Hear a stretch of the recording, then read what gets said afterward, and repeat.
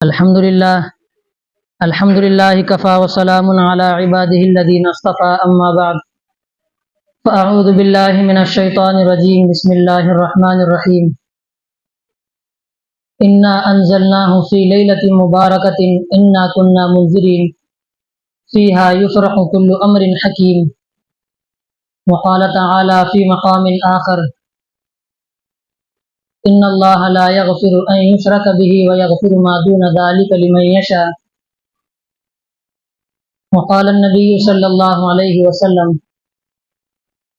اللہم بارک لنا فی رجب وشعبان وبلغنا الی رمضان وقال النبی صلی اللہ علیہ وسلم شعبان شہری ورمضان شہر اللہ او کما قال صلی اللہ علیہ وسلم اللہم صلی علی سیدنا محمد وعلی آل سیدنا محمد وبارک وسلم اللہم صلی علی سیدنا محمد وعلی آل سیدنا محمد وبارک وسلم اللہم صلی علی سیدنا محمد وعلی آل سیدنا محمد وبارک وسلم۔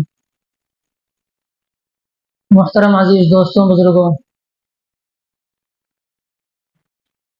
آج کی یہ مبارک رات جس کو ہم تمام شب برات کہتے ہیں، ہمارے عام زبان میں اسے جگنے کی رات بھی کہا جاتا ہے۔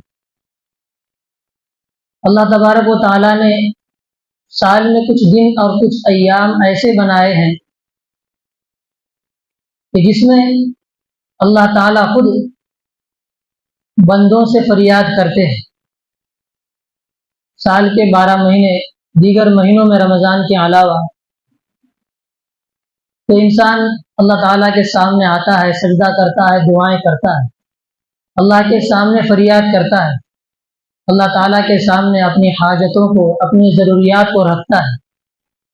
لیکن کچھ دن اللہ تعالیٰ نے ایسے مخصوص کیے ہیں اور کچھ راتیں سال میں ایسی ہیں کہ جس میں اللہ تعالیٰ خود بندے سے کہتے ہیں کہ اے بندے، اپنی حاجتوں کو تو میرے سامنے آج کی رات میں رکھ، میں تیری ہر دعا کو قبول کروں گا۔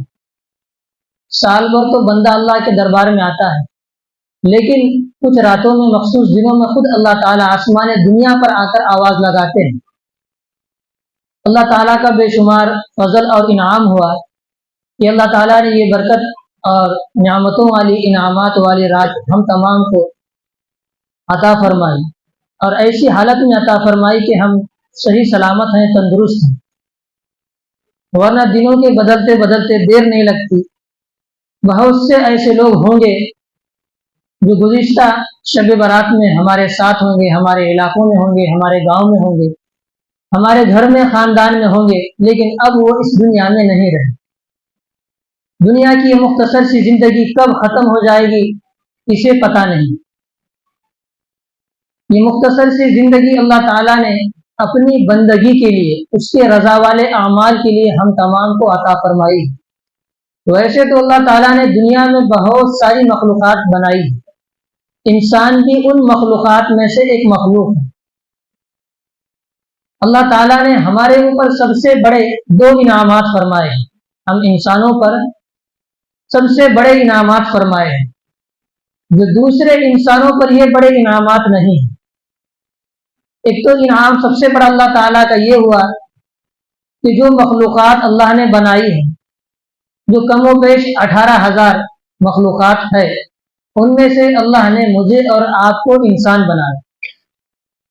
انسان کے علاوہ دیگر جو مخلوقات ہیں، جانور ہیں، پرندے ہیں، درندے ہیں، رینگنے والے ہیں، سمندر میں رینگنے والی، سمندر میں تیرنے والی، ہواؤں میں اڑنے والی، نظر آنے والی اور نظر نہ آنے والی، یہ بہت ساری اللہ تعالیٰ کی مخلوقات ہیں۔ تو ان ساری مخلوقات میں سے اللہ نے مجھے اور آپ کو انسان بنایا۔ ہم میں سے کسی نے عالم ارواح میں اللہ کے سامنے یہ سفارش اور یہ درخواست نہیں کی تھی کہ مجھے جانور نہ بناؤ، مجھے انسان بناؤ۔ یہ انسان کا بنانا یہ بہت بڑا انعام ہے۔ دوسرے جو جانور ہیں، اپنی مات ضمیر کو، اپنے دل کی درد کو، اپنے دل کی بات کو، اپنے دکھ کو، اپنے تکلیف کو، اپنے خوشی اور غمی کو دوسرے کے سامنے بیان نہیں کر سکتے، جانور اپنی تکلیف کو بیان نہیں کر سکتا، نہ اپنے خوشی کو بیان کر سکتا ہے۔ اللہ نے انسان کے اندر یہ صلاحیتیں رکھی ہے کہ وہ اپنے خوشی کو بھی بیان کر سکتا ہے، اپنے تکلیف کو بھی بیان کر سکتا ہے، ظاہر کر سکتا ہے، بول سکتا ہے، تقریر کر سکتا ہے۔ لیکن جانوروں کے اندر یہ صفتیں نہیں، وہ بیان تقریر نہیں کر سکتے۔ یہ اللہ تعالیٰ کا بہت بڑا انعام ہوا۔ اور دوسرا انعام اللہ تعالیٰ کا یہ ہوا کہ اللہ تعالیٰ نے مجھے اور آپ کو ایمان کی دولت عطا فرمائی، ایمان والا بنائے۔ بغیر مانگے اللہ تعالیٰ نے ایمان کی دولت عطا فرمائی۔ یہ ایمان کی دولت دنیا اور آخرت کی کامیابی کی دولت ہے۔ جس کے پاس ایمان ہے اور اس ایمان کے تقاضوں پر عمل کرتا ہے اور اسی کے مطابق دنیا میں زندگی گزارتا ہے، تو دنیا کی زندگی بھی اس کے لیے کامیاب ہے، اور آخرت کی لامحدود زندگی، یعنی کہ جو ختم ہونے والی نہیں ہے۔ اصل زندگی ایمان والے کی ایمان کے بعد کی زندگی ہے۔ یہ تو ایک امتحان کی جگہ ہے، امتحان کی تیاری کی جگہ ہے۔ اصل زندگی ایمان والے کی امتحان، ایمان دنیا سے جانے کے بعد، موت کے بعد کی جو زندگی ہے، ایمان والے کی اصل زندگی وہ، تو وہ زندگی بھی کامیاب رہے گی ایمان کی بنیاد پر، ایمان کے تقاضوں پر عمل کرنے کی بنیاد پر۔ اور ان دو نعمتوں کے شکرانے میں، یعنی انسان بنانا، اشرف المخلوقات بنانا، اور ایمان کی دولت بغیر مانگے اللہ تعالیٰ کا ہمیں عطا کرنا، ان دو نعمتوں کے شکرانے میں شکریہ کے طور پر اگر ہم موت تک اگر سجدے میں اگر زندگی گزاریں تب بھی جا کر شکریہ ادا نہیں کر سکتے، اس احسان کا بدلہ اللہ تعالیٰ کے ہم ادا نہیں کر سکتے۔ تو دنیا کی جو زندگی ہے اللہ تعالیٰ نے ایمان والے کے لیے آزمائش، بلائیں، مصیبتیں، آفتیں یہ دنیا کی زندگی میں آتے رہیں گے۔ اللہ تعالیٰ نے آزمائش کے لیے دنیا میں بھیجا ہے۔ تو اللہ تعالیٰ نے کچھ دن اور کچھ راتیں ایسی رکھی ہیں کہ جن میں خود اللہ تعالیٰ بندوں سے فریاد کرتے ہیں، بندوں سے ندا لگاتے ہیں، آواز لگاتے ہیں۔ تو ان راتوں میں سے رمضان المبارک کا پورا مہینہ ہے، شب قدر ہے، اور اسی طریقے سے ذی الحجہ یعنی حج کا جو مہینہ ہوتا ہے اس کے شروع کے 10 دن ہیں، اور رمضان کی عید کی رات اور بقرعید کے عید کی رات، یہ 2 راتیں ہیں۔ اور انہی راتوں میں سے ایک رات ہے شب قدر جو رمضان کے آخری عشرے میں آتی ہے، اور یہ ہے آج کی رات جسے شب برات کہا جاتا ہے، 15ویں شعبان۔ آج ہے شعبان کی 14 تاریخ۔ اسلامی تاریخ کے اعتبار سے پہلے رات آتی ہے، بعد میں دن آتا ہے اسلامی تاریخ کے اعتبار سے۔ جیسے آج کا سورج غروب ہونے کے بعد جو رات آئی یہ 15 تاریخ ہے اسلامی اعتبار سے، 15 تاریخ شروع ہو چکی ہے، لیکن انگریزی اعتبار سے ابھی جو ہے 26 تاریخ شروع نہیں ہوئی۔ فروری کی آج 25 تاریخ ہے، 12 کے بعد 26 شروع ہوگی، لیکن اسلامی اعتبار سے مغرب سے سورج کے غروب ہونے کے بعد دوسری تاریخ شروع ہو جاتی ہے۔ تو 14 تاریخ سورج کے غروب ہونے پر ختم ہوئی، اور اب یہ ہے 15 تاریخ جسے 15ویں شب کہا جاتا ہے۔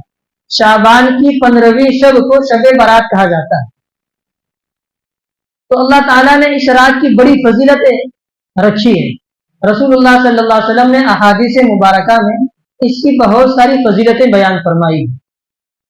اللہ کے نبی صلی اللہ علیہ وسلم 15ویں شب کی رات میں سوئے ہوئے تھے، جبرائیل علیہ السلام خواب میں آئے اور اس رات کے تعلق سے بتلایا گیا۔ اللہ کے نبی صلی اللہ علیہ وسلم اپنے بستر سے اٹھے اور جنت البقیع جو قبرستان ہے مسلمانوں کا مشہور قبرستان، اس قبرستان میں گئے اور دعاؤں میں مشغول ہو گئے۔ مرحومین کے لیے، زندوں کے لیے، مردوں کے لیے، سب کے لیے دعائیں کرنے لگے۔ حضرت عائشہ رضی اللہ عنہا کی باری کا دن تھا، ان کے مکان میں سوئے ہوئے تھے۔ حضرت عائشہ نیند سے بیدار ہوئی تو دیکھا کہ اللہ کے نبی موجود نہیں۔ جب تلاش کرنے کے لیے باہر نکلی تو اللہ کے نبی کی آواز آ رہی تھی جو رو رو کر دعائیں مانگ رہے تھے۔ پھر اللہ کے نبی صلی اللہ علیہ وسلم جب گھر میں آئے تو فرمایا کہ اے عائشہ رضی اللہ عنہ کہ جبرائیل میرے پاس آئے تھے اور مجھے اس رات کے بارے میں بتلایا کہ آج کی رات میں اللہ تعالیٰ بنو کلب کے بکریوں کے بالوں کے برابر انسانوں کو جہنم سے آزاد کرتے ہیں۔ عرب میں اس وقت بنو کلب ایک قبیلہ تھا، جس کے پاس سب سے زیادہ بکریاں ہوا کرتی تھی، تو وہ قبیلہ مشہور بھی تھا۔ تو جب بکریاں سب سے زیادہ ہوں گی تو ان سب سے زیادہ بکریوں کے کھال کے اوپر، اس کے چمڑے کے اوپر بال کتنے ہوں گے اس کا گننا بھی مشکل ہے۔ تو اللہ کے نبی صلی اللہ علیہ وسلم نے مثال کے ذریعے سے سمجھایا کہ جیسے بکریوں کو گننا ان کے مشکل تھا، تو بالوں کو گننا تو بہت زیادہ مشکل ہوگا۔ تو اللہ تعالیٰ اس سے بھی زیادہ لوگوں کی آج کی رات میں مغفرت فرماتے ہیں اور جہنم سے آزاد کرا کر جنت کا فیصلہ فرماتے ہیں۔ تو یعنی یہ رات بڑی فضیلتوں والی ہے۔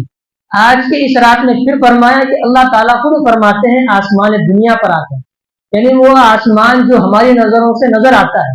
7 آسمان اللہ نے بنائے ہیں، تو جو پہلا آسمان ہے اللہ تعالیٰ یہاں تک آ کر فرشتوں کے ذریعے سے آواز لگاتے ہیں، فرشتے دنیا میں پھیل جاتے ہیں۔ جو بندہ سجدہ کرتا ہے اس کے سجدوں پر آمین کہتے ہیں، جو رکوع میں رہتا ہے اس کے لیے فرشتے دعائیں کرتے ہیں، جو دعائیں کرتا ہے اس کی دعاؤں پر فرشتے آمین کہتے ہیں۔ اور اللہ تعالیٰ خود ندا لگاتے ہیں، آواز لگاتے ہیں کہ الا من مستغفر فاستغفرہ، کہ ہے کوئی آج کی رات میں بخشش طلب کرنے والا، اپنے گناہوں کی معافی طلب کرنے والا، کہ ہم آج کی رات میں اس کو بخش دیں گے، اس کے گناہوں کو معاف کر دیں گے۔ پھر اللہ کی طرف سے آواز آتی ہے کہ ہے کوئی آج کی رات میں جو اپنی مصیبتوں کو دور کرائے، اپنی تکلیفوں کو دور کرائے، کہ ہم اس کی تکلیفوں کو، پریشانیوں کو، بیماریوں کو دور کر دیں۔ ہے کوئی ہم سے روزی کا سوال کرنے والا کہ ہم اس کے روزی کے اندر برکتیں عطا فرمائیں گے، اس کے کاروبار میں خوب ترقی ہوگی، اس کے کاروبار میں برکتیں ہوگی۔ اللہ تعالیٰ کی طرف سے یہ آواز لگتی ہے۔ تو یہ آج کی جو رات ہے بڑی فضیلتوں کی رات ہے۔ اللہ تعالیٰ جو بھی بندہ جس بھی طریقے سے اللہ تعالیٰ کے سامنے ہاتھ پھیلاتا ہے، نمازوں کے ذریعے سے، دعاؤں کے ذریعے سے، استغفار کے ذریعے سے، ذکر اور اذکار کے ذریعے سے، قرآن مجید کی تلاوتوں کے ذریعے سے، اللہ تعالیٰ گناہوں کو معاف کرنے والے ہیں۔ ساری زندگی کے گناہ ہیں، اگر بندہ اللہ کے سامنے آئے اور توبہ و استغفار کرے، سچی توبہ کرے، تو اللہ تعالیٰ معاف کرنے والے ہیں۔ اللہ تعالیٰ نے دنیا کی زندگی آزمائشوں کے لیے رکھی ہے۔ دنیا میں جو حالتیں، جو اعمال، جو تبدیلی، حکومتوں کا بدلنا، حالات کا بدلنا، یہ انسان کے اعمال پر منحصر ہے۔ ہم سنتے ہیں اور ہر کوئی یہی کہتا ہے کہ حالات بدل گئے، لوگ بدل گئے، معاملہ خراب ہے، معاملات خراب ہیں، لوگوں کی معاشیت خراب ہے، لوگوں میں پہلے جیسی دینداری نہیں، لوگوں میں پہلے جیسے اعمال نہیں، پہلے جیسے لوگ دیندار نہیں رہے، پہلے جیسے نمازی نہیں رہے۔ ہر کوئی لوگوں کو کہتا ہے لیکن اپنے آپ کا جائزہ نہیں لیتے۔ ہم اپنے آپ کو بدلیں، معاشرہ خود بخود بدل جائے گا۔ ہم اپنے آپ کو نیک بنائیں، ہم اپنی زندگی نیکیوں بھری زندگی بنائیں، ہم اپنے اعمال کو بدلیں، ہم تقوی والی زندگی گزاریں۔ تقوی، طہارت، اللہ تعالیٰ کا صحیح معنوں میں ڈر اور خوف اگر انسان کی زندگی میں آ جاتا ہے تو ایک ایک کر خود بخود معاشرہ بدل جاتا ہے۔ انسان اگر نیکیوں کی زندگی گزارے گا، تقوی والی زندگی گزارے گا، تو اس کا فائدہ لامحدود ہے۔ یعنی اگر ایک انسان نیک بن جائے گا، نمازوں کی پابندی کرے گا، شریعت کے مطابق زندگی گزارے گا، سنتوں کے مطابق زندگی گزارے گا، تو ان ساری چیزوں کا فائدہ اسے خود بھی ہوگا اور اس کے علاوہ اس کی اولاد کو بھی اس کا فائدہ ہوگا، اس کے بعد کی نسل کو بھی اس کا فائدہ ہوگا، اس کے پوتروں کو، آنے والی پیڑھیوں کو۔ یہاں تک فرمایا گیا کہ کئی نسلوں تک اس کی نیکیوں کے فائدے اللہ تعالیٰ پہنچاتے ہیں، اس کی نیکیوں کے ثمرات۔ قرآن مجید میں حضرت موسیٰ علیہ السلام کا واقعہ بیان کیا گیا ہے۔ حضرت خضر علیہ السلام، حضرت موسیٰ علیہ السلام ایک راستے سے گزر رہے تھے۔ حضرت خضر علیہ السلام نے دیکھا کہ ایک دیوار ٹیڑھی ہے اور گرنے کے بالکل قریب ہے، تو وہ مزدوری کرنا یعنی باندھ کام کرنا بھی جانتے تھے، تو انہوں نے اپنے ہاتھ کے ذریعے سے کچھ کام کر کے ٹیڑھی دیوار کو سیدھا کر دیا۔ تو موسیٰ علیہ السلام کو غصہ آیا، انہوں نے کہا کہ تم نے جو کام کیا اس کے بدلے آپ کو اجرت بھی نہیں ملی اور گاؤں کے لوگوں نے آپ کو جزاک اللہ بھی نہیں کہا اور آپ کا جو احترام بھی نہیں کیا، کھانے کے لیے، پانی کے لیے نہیں پوچھا، آپ نے یہ کیوں کام کیا؟ تو حضرت خضر علیہ السلام خاموش رہے۔ تو مفسرین نے لکھا ہے، تفسیر بیان کرنے والوں نے، वकाना अबूहुमा सालिहा, तो ये दीवार जो उन्होंने सीधी की तो इस दीवार के नीचे खजाना दफन था। और खिजर अलैहिस्सलाम को अल्लाह ताला ने बजरिए वही बतला दिया था कि ये जो दीवार है ये टूट जाएगी तो खजाना जाहिर हो जाएगा और लोग उस खजाने को देखेंगे तो ले लेंगे, और इस खजाने की हिफाजत करना जरूरी है। इस वजह से कि जरूरी है कि ये खजाना जिसने दफन किया है वो दुनिया से चला गया, उसका इंतकाल हो गया, अब उसकी औलाद बाकी है, उसकी औलाद जिंदा है, और उसकी औलाद अभी लाशऊर है, बेशऊरी है, यानी छोटी है, जिसको शऊर नहीं है, जिंदगी गुजारने का शऊर नहीं है, ये छोटी है, बचपना है। तो ये दीवार को सीधी कर दो, जब औलाद बड़ी हो जाएगी तो अपना खजाना निकाल कर इस्तेमाल करेगी। इस वाक़े का मतलब ये हुआ कि अल्लाह ताला ने एक नदी के जरिए से मरे हुए इंसान के माल की हिफाजत फरमाई, उसकी औलाद के जरिए से, उसके औलाद के काम आने के लिए, यानी माल की हिफाजत फरमाई अल्लाह ने नबी के जरिए से। तो क्यों हिफाजत फरमाई? मुफस्सिरीन ने आगे लिखा है कि वकाना अबूहुमा सालिह, कि ये अल्लाह ताला ने जो हिफाजत का वादा लिया है इस वजह से लिया है कि जिसका माल था, जो बच्चों का ये माल था, इनके वालिद नेक थे, उनकी नेकी तकवा परहेजगारी की वजह से अल्लाह ताला ने आने वाली नस्ल के माल की हिफाजत फरमाई। अल्लामा इब्न कसीर ने तफसीर इब्न कसीर में लिखा है कि ये जो बाप था, ये बाप की जो औलाद थी, ये बाप उतना नेक नहीं था, बल्कि सातवीं पुश्त में जो इनका दादा था, सातवीं पुश्त में जो ये बच्चों का दादा था, वो सबसे ज्यादा नेक था।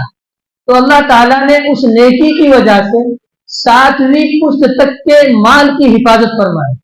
तो अंदाजा लगाओ दोस्तों कि जब अल्लाह ताला सातवीं पुश्त तक माल की हिफाजत करते हैं ईमान की वजह से, नेकी की वजह से, तकवा और परहेजगारी की वजह से, तो हमारे ईमान की हिफाजत क्यों नहीं फरमाएंगे? ये ईमान की ताकत है, ये ईमान का पावर है। तो अजीज दोस्तों, ये ईमान को बनाने के लिए अल्लाह ताला ने अपने आप को संवारने के लिए ये कुछ रातें रखी हैं, कुछ दिन रखे हैं। आज की इस रात में हम बहुत सारे इबादतें कर सकते हैं, नमाजों का एहतमाम करें, नफिल नमाजें जितना हो सके पढ़े। इसके अलावा जो नमाजें जिंदगी में छूटी हैं, जिसे क़ज़ाए उम्री कहते हैं, क़ज़ा नमाजों को हम अदा करें। इसके अलावा दूसरी जो चीज़ है, कुरान मजीद की तिलावत करें। कभी मौका नहीं मिलता तो आज की इस रात में बरकतों वाली रात है, तो थोड़ा सा कुरान मजीद पढ़े, सूरतें याद करें। कोई खास मखसूस इबादत हदीस शरीफ से साबित नहीं है, यानी नबी सल्लल्लाहु अलैहि वसल्लम से कोई खास इबादत, यानी इतनी इतनी रकातें पढ़ना, ये तस्बीहात पढ़ना, इस तरीके से अमल करना, कोई इज्तिमाई तौर पर काम करना, ऐसा कोई खास शरीयत में नबी सल्लल्लाहु अलैहि वसल्लम से आज की रात में साबित नहीं है। जो साबित है ये चीजें साबित है। इसके अलावा हम सलातुत तस्बीह पढ़ें, सलातुत तौबा पढ़ें, और सारी जिंदगी के गुनाहों की तौबा और इस्तिग़फ़ार करें। अल्लाह ताला को मनाएं कि जो कुछ जिंदगी गुजर गई है अल्लाह उसे माफ फरमा, आइंदा जिंदगी हम नेकियों के साथ गुजारेंगे। अल्लाह ताला सारे इंसानों की मग़फ़िरत फरमा देते हैं सिवाय कुछ लोगों के। आज की रात में भी कुछ ऐसे बदनसीब और बदबख्त लोग हैं कि आज की रात में भी, यानी बरकतों वाली रात में, जहां अल्लाह ताला सारी जिंदगी के गुनहगार को माफ करने के लिए तैयार है, इसके बावजूद कुछ ऐसे लोग हैं अल्लाह ताला जिनकी मग़फ़िरत आज की रात में नहीं करते। उनमें से पहला शख्स है मुशरिक, जिसके बारे में फरमाया कि अल्लाह के अलावा किसी दूसरे को अल्लाह के कायम मकाम करने वाला, कायम मकाम बनाने वाला, यानी अल्लाह के जैसा समझने वाला, अल्लाह के जैसा खालिक और मालिक समझने वाला, ऐसा शख्स जिसको मुशरिक कहा गया है।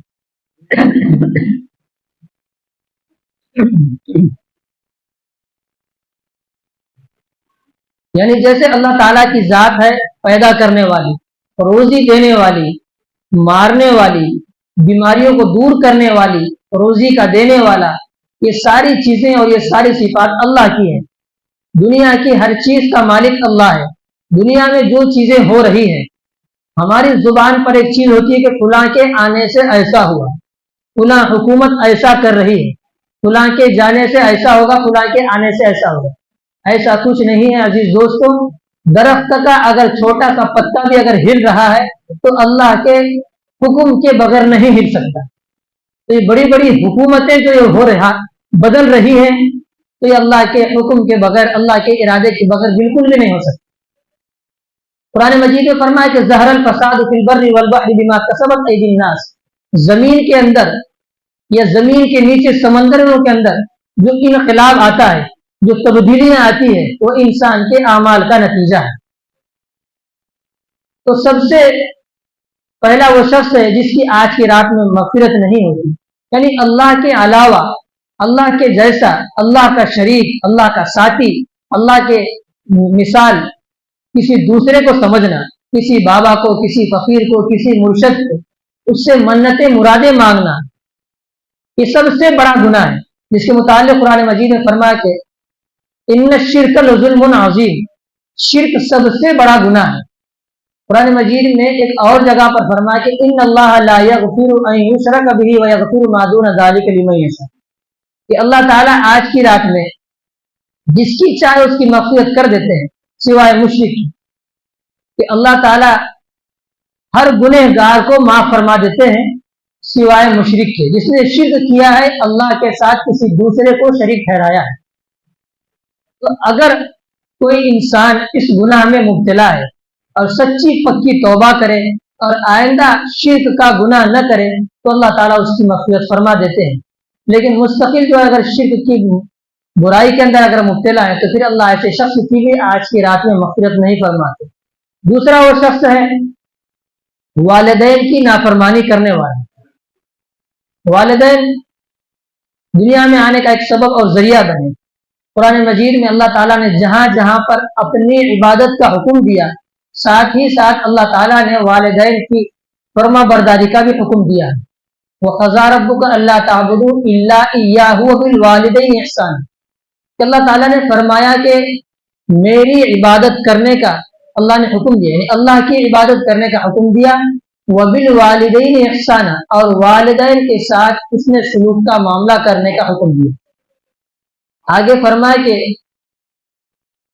اما یبلغن عندک الکبر او کلاہما او احدہما او کلاہما فلا تقل لہما اف, اگر والدین میں سے دونوں کا دونوں یا کوئی ایک بڑھاپے کی عمر کو پہنچ جائے تو تم ان کے سامنے اف بھی مت کرو. مفسرین نے اف کا ترجمہ کیا کہ ہوں, والدین نے کوئی حکم دیا تو ہاں کرتا ہوں, یہ ہماری زبان میں. تو اللہ تعالیٰ نے اس طریقے سے تکبرانہ چال چلنے کا حکم اس سے بھی منع کیا ہے, یہ کام کرنے سے بھی. یہ سب سے بڑا گناہ جو والدین کے ساتھ ناانصافی کرتا ہے, ان کی نافرمانی کرتا ہے, ان پر ظلم کرتا ہے, ان کے بتائے ہوئے طریقوں کے مطابق نہیں رہتا, تو اللہ تعالیٰ ایسے شخص کی بھی آج کی رات میں مغفرت نہیں فرماتے. بہت سارے گناہ ہیں جس کے اللہ تعالیٰ دنیا میں مغفرت کر دیتے ہیں, دنیا میں سزائیں اس کی ملتی نہیں. اللہ تعالیٰ نے دنیا کو عمل کی جگہ بنایا ہے اور جزا اور سزا کے لیے آخرت کو رکھا ہے. دنیا میں آج اگر کوئی بہت بڑا ظالم ہے اللہ تعالیٰ اسے بہت مہلت دیں گے. ہم دیکھتے ہیں بڑی بڑی حکومتیں ہیں, سالوں سالوں تک وہ ظلم کرتی ہیں, لیکن اللہ کی طرف سے کوئی پکڑ نہیں آتی, بلکہ اللہ کی طرف سے انہیں ڈھیل ملتی ہے. تو اللہ تعالیٰ کچھ گناہوں کی سزا دنیا میں دیتے ہیں, بہت کم گناہ ایسے ہیں جس کی سزا دنیا میں ملتی ہے, بلکہ اکثر گناہوں کی سزا دنیا کے بجائے اللہ نے آخرت میں رکھی. ان میں سے ایک گناہ ایسا ہے جس کی سزا اللہ دنیا میں بھی دیتے ہیں اور آخرت میں دیتے ہیں, والدین کی نافرمانی کرنا. یہ ایسا گناہ ہے کہ اللہ تعالیٰ اسے موت سے پہلے پہلے بتا دیتے ہیں اس کی سزا, اور آخرت میں تو اس کی سزا الگ رہے. تو جن کے والدین حیات ہیں ہم ان کی قدردانی کریں, ان سے معافی مانگیں. والدین جنت کا سرٹیفکیٹ ہے. حدیث میں اللہ کے نبی صلی اللہ علیہ وسلم نے فرمایا کہ باپ جنت کے دروازوں میں سے ایک دروازہ ہے, اور ماں کے قدموں کے تلے, ماں کے قدموں کے نیچے جنت ہے. اب چاہے تو اب ان کو راضی کر کے اپنی جنت کو برقرار رکھ, یا والدین کو ناراض کر کے انہیں تکلیف پہنچا کر اپنی جنت کو ختم کر دے. اختیار ہے اب انسان. تو اللہ تعالیٰ نے جن کے والدین کو اپنے پاس بلا لیا, دعا فرما اللہ ان کی مغفرت فرما, اور جن کے والدین حیات ہیں عافیت کے ساتھ اللہ تعالیٰ ان کی عمروں کو اور لمبا کرے اور ان کی قدردانی کی توفیق عطا فرمائے۔ تیسرا وہ شخص ہے اللہ تعالیٰ جس کے گناہوں کو آج کی رات میں معاف نہیں کرتے، وہ ہے زنا کرنے والا، یعنی کہ اپنے خواہشات کو شریعت مطہرہ نے جو طریقہ بتایا ہے اس کے علاوہ غلط طریقے سے پوری کرنے والا، ایسے شخص کی بھی اللہ تعالیٰ آج کی رات میں مغفرت نہیں کرتے۔ چوتھا شخص ہے شرابی، شراب کا پینے والا، شراب کا عادی ہے، مستقل شراب کا پینے والا ہے، اللہ ایسے شخص کی مغفرت نہیں فرماتے۔ کبھی پیتا ہے، کبھی چھوڑ دیا، اللہ تعالیٰ سے مغفرت کر لی، گناہوں سے معافی مانگ لی، اللہ ایسے شخص کی مغفرت کر دیتے ہیں، لیکن پابندی کے ساتھ مستقل شراب کا پینے والا اللہ ایسے کی مغفرت نہیں کرتے۔ شراب کو ام الخبائث کہا گیا ہے، یعنی خبیث چیزوں کی، گناہوں کی جڑ کہا گیا ہے۔ انما الخمر والمیسر، کہ شراب اور جوا یہ شیطان کے کھیلوں میں سے ایک کھیل کہا گیا ہے۔ ایک بہت بڑے عابد، عبادت گزار، متقی، پرہیزگار، نیک اور دیندار آدمی تھا، اسے شریعت کا علم نہیں تھا، عالم حافظ نہیں تھا، بلکہ دیندار تھا، عبادتیں، نمازیں، روزہ بہت تھے اس کی زندگی میں۔ تو شیطان نے اس کو بہکانے کے لیے، اس کی عبادتوں کو ختم کرنے کے لیے اس کے دل میں وسوسہ ڈالا گناہوں کا، اور اس کے سامنے ایک چیز پیش کی کہ تو اتنے دنوں سے عبادتوں میں لگا ہوا ہے، تھوڑا سا باہر نکل، کچھ کام کر لے، شراب پی لے، تھوڑا سا عائش کر لے، زنا کر لے، تھوڑا سا اپنے آپ کو لوگوں کے سامنے عبادت گزار شمار کر، میں بہت بڑا عابد ہوں، جو دوسرے جو گنہگار لوگ ہیں ان کی ذرا تذلیل کر کہ تم نماز نہیں پڑھتے، میں اتنا بڑا عبادت گزار ہوں۔ شیطان نے اس طریقے سے اس کے دل میں وسوسے ڈالے، تو اس شخص نے سوچا کہ اس کو علم نہیں تھا، اس نے سوچا کہ اب مجھے تھوڑا سا باہر نکلنا چاہیے، کیا کرنا چاہیے؟ تو اس کے دل میں خیال آیا اگر میں زنا کروں گا تو یہ تو میں گنہگار ہو جاؤں گا، اور میرے ساتھ دوسرا شخص جس سے میں زنا کروں گا وہ بھی گنہگار ہو جائے گا، اور لوگوں میں مشہور ہو جاؤں گا، عبادت سے گنہگاری کی طرف میں لوگوں کے نظروں میں آ جاؤں گا۔ تو اس نے وہ چھوڑ دیا، زنا نہیں کیا، زنا کی طرف اس کا دھیان متوجہ نہیں ہوگا۔ دوسری چیز اس کے ذہن میں آئی تو میں اپنے آپ کو بڑا لوگوں کے سامنے ظاہر کروں، میں بڑا عبادت گزار ہوں، متقی ہوں، پرہیزگار ہوں۔ اس نے سوچا کہ چلو یہ کام بھی کوئی اچھا نہیں ہے۔ پھر اس کے ذہن میں آئے کہ لوگ مجھے متکبر کہیں گے، فلاں فلاں کہیں گے۔ اس نے سوچا کہ شراب پی لیتا ہوں، تھوڑا سا عائش کر لوں گا، یہ اپنا ذاتی معاملہ ہے، اس کے بعد اللہ سے توبہ کر لوں گا، یہ تو کسی کو معلوم بھی نہیں ہوگا میں نے شراب پیا نہیں پیا، اس کے بعد توبہ کر لوں گا۔ لیکن جب اس نے شراب پی لیا، شراب پینے کے بعد نشے میں اس نے زنا بھی کر لیا اور باہر جا کر لوگوں سے جھگڑا بھی کیا، یہاں تک کہ ایک آدمی کا اس نے قتل بھی کر دیا، یعنی کہ تینوں گناہ اس سے ہو گئے شراب کی نشے۔ اسی وجہ سے کہا گیا کہ شراب ام الخبائث ہے، سارے گناہوں کی جڑ ہے۔ تو یہ ایسا شخص جو شراب کا عادی ہے، سچی پکی توبہ کر لے، اللہ تعالیٰ اس کے گناہوں کو معاف کر دیں۔ آخری شخص ہے صلہ رحمی نہ کرنے والا، رشتوں کو توڑنے والا، اور ایک شخص ہے چغل خوری کرنے والا، اللہ تعالیٰ اس کی بھی مغفرت نہیں فرماتے۔ آج کے اس دن میں کچھ خاص مخصوص عبادتیں نہیں ہیں، آج کی اس رات میں ہم عبادت کریں اور آنے والے دن کا روزہ رکھیں، بڑی فضیلتوں کی چیز ہیں، حدیث میں اس کی فضیلت آئی ہے، اللہ کے نبی صلی اللہ علیہ وسلم نے روزے کا حکم دیا ہے۔ آج کی رات میں جو عبادتیں ہم کر سکتے ہیں عبادتیں کریں، اخیر درجے میں کم از کم سبحان اللہ، الحمدللہ، استغفر اللہ یہ تو کر سکتے ہیں۔ استغفار اس کی بڑی فضیلتیں آئی۔ حسن بصری رحمۃ اللہ علیہ کے پاس ایک صاحب آئے اور انہوں نے شکایت کی کہ قحط سالی بہت ہے، پیداوار نہیں ہو رہی، کیا کیا جائے، کوئی وظیفہ بتایا۔ انہوں نے کہا کہ استغفر اللہ پڑھو۔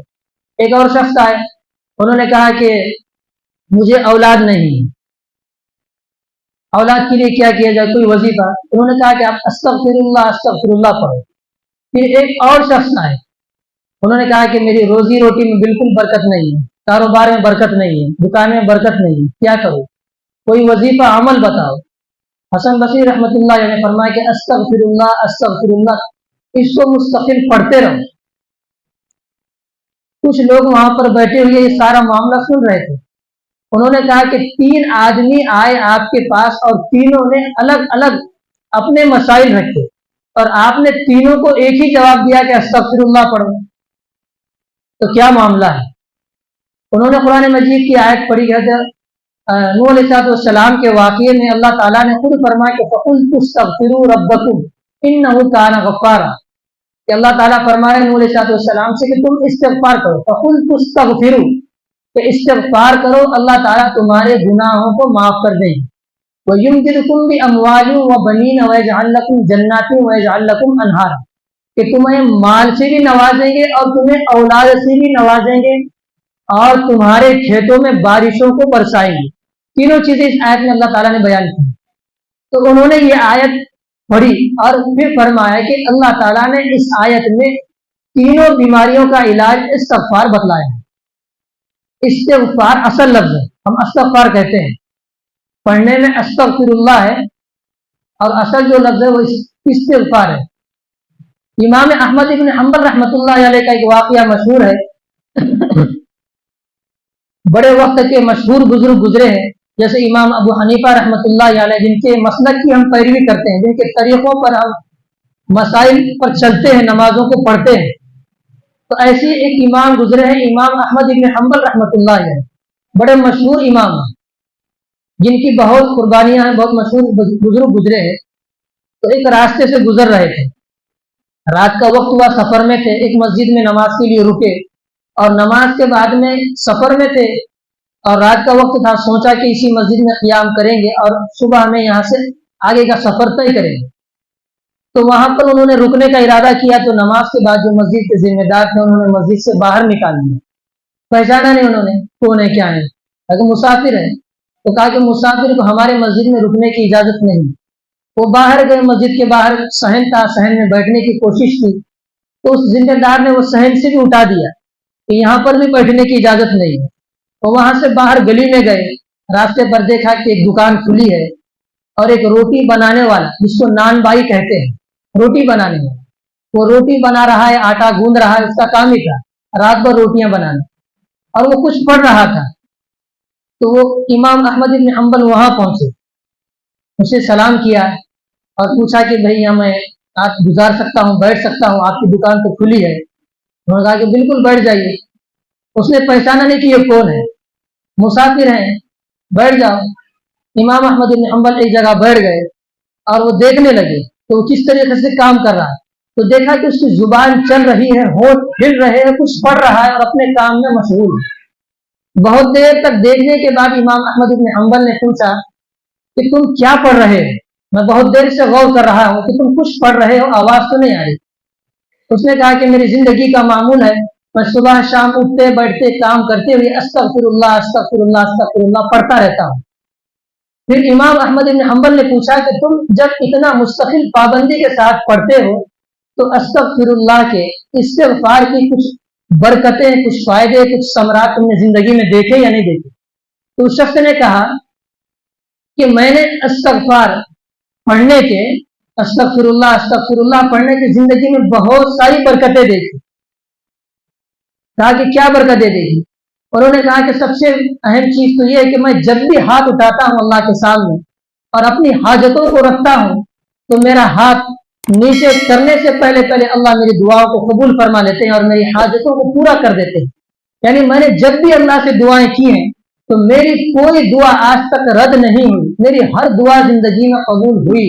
میں نے جب بھی ہاتھ اٹھایا ہے زندگی میں ساری دعائیں میری قبول ہوئی ہیں، یہ استغفر اللہ کی برکتیں ہیں۔ پھر امام احمد بن حنبل نے پوچھا کہ کیا کوئی زندگی میں ایسی بھی چیز ہے کہ جو آپ کی خواہش، یعنی آپ کی دعا پوری نہیں ہوئی، آپ کی تمنا پوری نہیں ہوئی؟ انہوں نے کہا کہ ایک چیز آج تک زندگی میں میری پوری نہیں ہوئی، میری ایک دعا ہے، وہ دعا آج تک پوری نہیں ہوئی۔ انہوں نے کہا کہ کیا دعا ہے؟ فرمایا کہ میں نے سنا ہے کہ کسی بستی میں امام احمد بن حنبل نام کا ایک مشہور بزرگ ہے، بڑے نیک ہیں، بڑے اللہ والے ہیں، لوگ ان کے بہت معتقد ہیں، لوگ انہیں بہت چاہتے ہیں، میں نے سنا ہے، لیکن میں نے آج تک ان کا دیدار نہیں کیا، اور میں جب بھی ہاتھ اٹھاتا ہوں دعاؤں کے لیے اس میں یہ دعا ضرور مانگتا ہوں کہ اے اللہ زندگی میں موت سے پہلے امام احمد بن حنبل کا مجھے دیدار نصیب فرما۔ یہ میری دعا ہے جو آج تک قبول نہیں ہوئی۔ یہ واقعہ سن رہے تھے، امام احمد بن حنبل کی آنکھوں میں آنسو آئے اور اسے اپنے گلے سے لگایا اور پھر کہا کہ اے بندے تیری وہ دعا بھی پوری ہو گئی، میں ہی امام احمد بن حنبل ہوں۔ دونوں کی آنکھوں میں آنسو آ گئے۔ تو عزیز دوست کو بتانا مقصود یہ ہے کہ استغفر اللہ کی برکتیں یہ ہیں، استغفر اللہ پڑھنے کے جو اللہ کا ایک ذکر ہے، ایک تسبیح ہے، اس کے فائدے، اس کے ثمرات، تو ہم اپنے زندگی کا معمول بنائیں کہ کچھ ایسی دعائیں ہیں، سبحان اللہ بحمدہ، سبحان اللہ العظیم، یہ چھوٹے چھوٹے جملے ہیں کہ ترازو میں اعمال کا جو ترازو جب تولا جائے گا، اس میں وزنی اعمال ہیں، بہت زیادہ اس کا وزن ہوگا، بہت زیادہ اس کا ثواب ہے۔ سبحان اللہ، الحمدللہ، اللہ اکبر، چلتے پھرتے ہم ذکر کرتے رہیں، یہ صلی اللہ علیہ وسلم درود شریف کا اہتمام کریں۔ جو بندہ ایک مرتبہ درود شریف پڑھتا ہے، 10 رحمتیں اس کے اوپر اللہ کی طرف سے نازل ہوتی ہیں۔